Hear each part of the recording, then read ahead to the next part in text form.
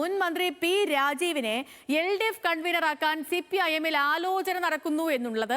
TP Ramakrishnan LDF convener സ്ഥാനത്ത് നിന്നും മാറും, CITU സംഘടനാ രംഗത്തേക്കും എത്തിയേക്കും. ഓഗസ്റ്റിൽ ചേർന്ന CPIM സംസ്ഥാന നേതൃയോഗത്തിൽ തീരുമാനം വന്നേക്കും. അർജുൻ രാജ് വിവരങ്ങളുമായി ചേരുന്നു.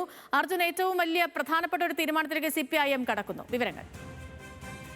സേതു CPM-ന്റെ കേന്ദ്ര കമ്മിറ്റി അംഗമാണ് പി രാജീവ്, മുൻ മന്ത്രിയാണ്. അദ്ദേഹത്തെ LDF-ന്റെ പ്രധാനപ്പെട്ട ചുമതലകളിലേക്ക് കൊണ്ടുവരാനാണ് ഇപ്പോൾ CPIM ഒരുങ്ങുന്നത്. LDF കൺവീനറായി പി രാജീവിനെ നിയമിക്കാനുള്ള ആലോചന CPM-ൽ ഇപ്പോൾ സജീവമാണ്. അടുത്ത ഓഗസ്റ്റിൽ ചേരുന്ന വിപുലമായിട്ടുള്ള സംസ്ഥാന നേതൃയോഗത്തിലായിരിക്കും ഇക്കാര്യത്തിലുള്ള ഒരു തീരുമാനത്തിലേക്ക് പാർട്ടി കടക്കുക. നിലവിൽ LDF കൺവീനർ TP രാമകൃഷ്ണനാണ്. EP ജയരാജനെ മാറ്റിയതിന് പിന്നാലെയാണ് ആ സ്ഥാനത്തേക്ക് TP രാമകൃഷ്ണനെ കൊണ്ടുവന്നത്. അദ്ദേഹത്തെ തിരിച്ച് CITU-ന്റെ ചുമതലകളിലേക്ക് മാറ്റാനുള്ള ആലോചനയാണ് CPM-ൽ നടക്കുന്നത്. അങ്ങനെയാണെങ്കിൽ പകരം ആര് എന്ന ചോദ്യത്തിനാണ് പി രാജീവ് എന്ന ഉത്തരത്തിലേക്ക് എത്തുന്നത്.